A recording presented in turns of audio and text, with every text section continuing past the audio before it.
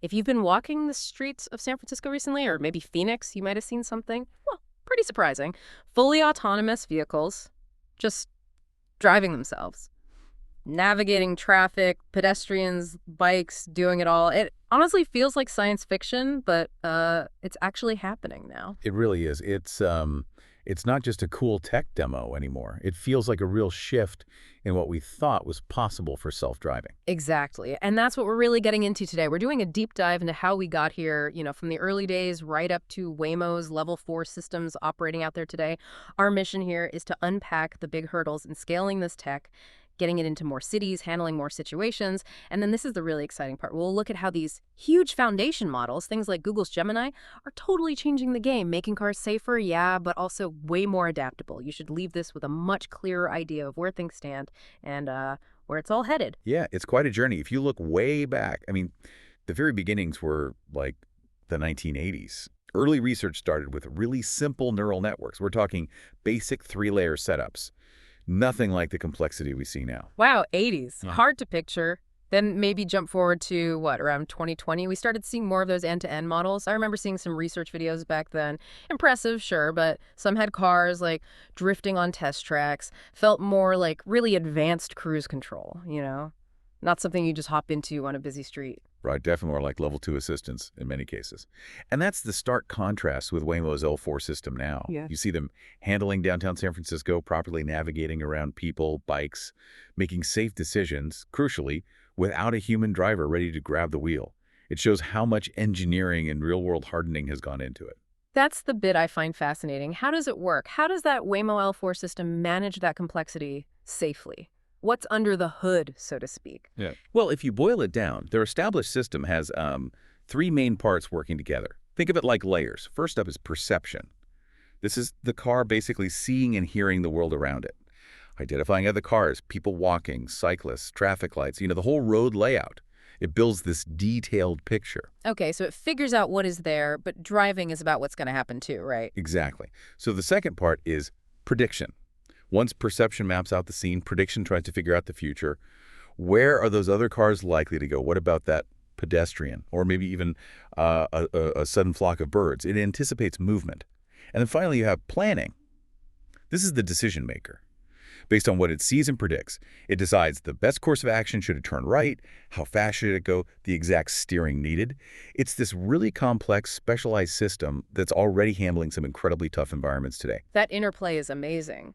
But even with that level of sophistication, Waymo isn't just sticking to Phoenix, San Francisco, Austin, and LA, where they have rider-only services now. They seem pretty ambitious about expanding further. What kind of new problems does that bring up? Yeah, that's where things get really tricky. Scaling up. I mean, this year they're doing a big road trip, hitting about 10 U.S. cities. And there's even talk about going international, Tokyo, Japan, apparently. Hmm? And this big push really shines a spotlight on what they call the long tail problem. The long tail. Okay, so those are the really unusual, unexpected things, the edge cases that can just completely throw off a system.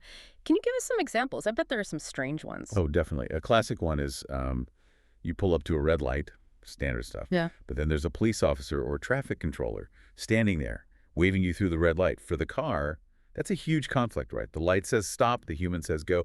How does it figure that out? Yeah, I mean, even I get confused sometimes in those situations. What about something less human involved, maybe? Something just random? Okay, how about the Angry Birds scenario they sometimes mention? You're driving normally and boom, a huge flock of birds suddenly takes off right in front of the car. The system has to instantly recognize this isn't normal traffic, understand the chaotic movement, and react safely. Maybe brake sharply, maybe just slow down and stay alert. It's rare, but it has to handle it. And I guess bad weather or nighttime throws another wrench in the works. Absolutely. Picture this.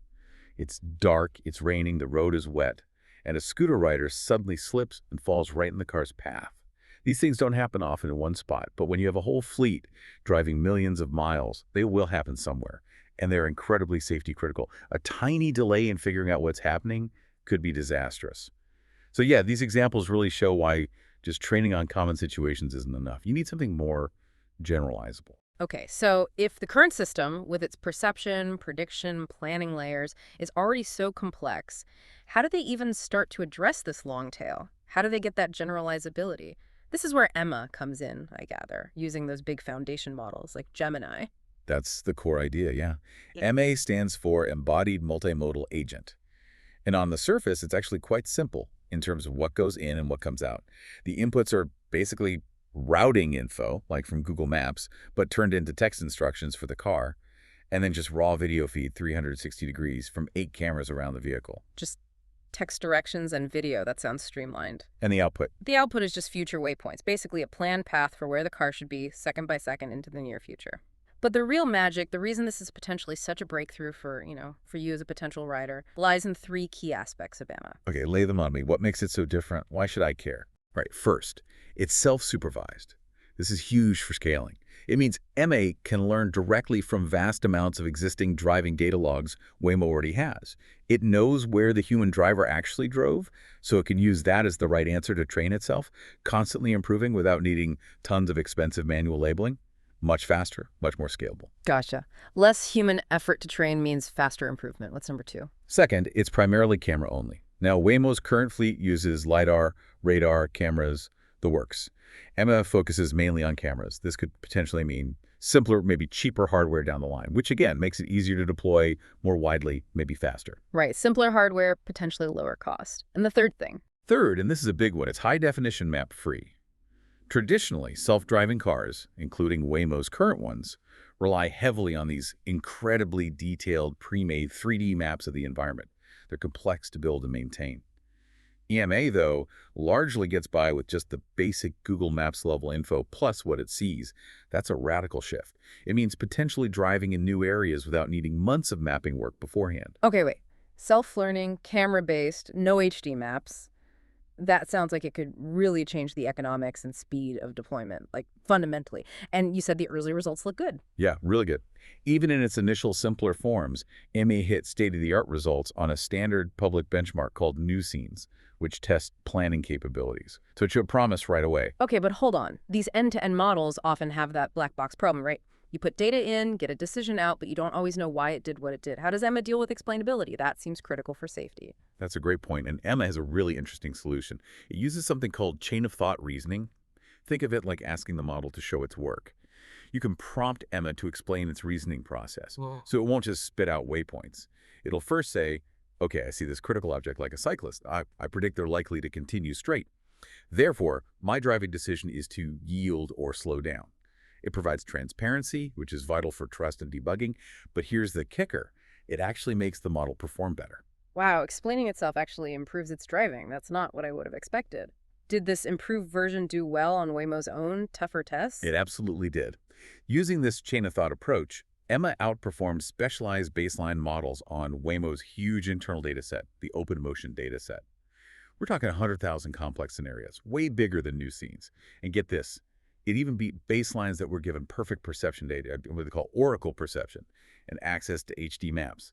The fact that Emma, working with real camera input and basic maps, did better it's a very big deal. That really does sound like a potential step change. It kind of links into that whole idea of scaling laws with these big AI models, doesn't it? Exactly. It suggests that Emma's capabilities will likely keep improving predictably as they feed it more data and use larger versions of the underlying models, like Gemini. It points towards a really strong path forward. And because it's built on a vision language foundation, Emma isn't just a one-trick pony limited to planning the car's path. Ah, right. That flexibility means it can learn other things, too. It can multitask. Precisely.